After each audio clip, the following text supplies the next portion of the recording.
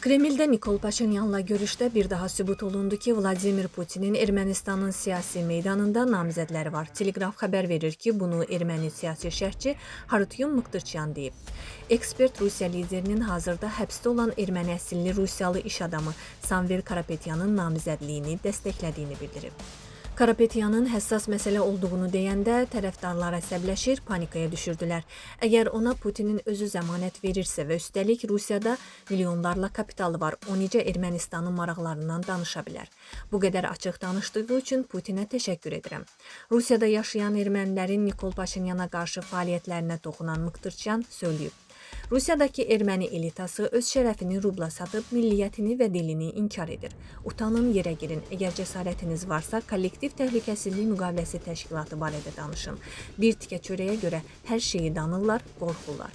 Rusiyadakı ermənilər Ermənistana qarşı istifadə olunan alətə çevriliblər. Bunu qulaqlarında sırğa etsinlər. Aprelin 1-də Kremldə Vladimir Putin Nikol Paşinyanla görüşdə Samvel Karapetyanla bağlı məsələyə diqqət çəkib.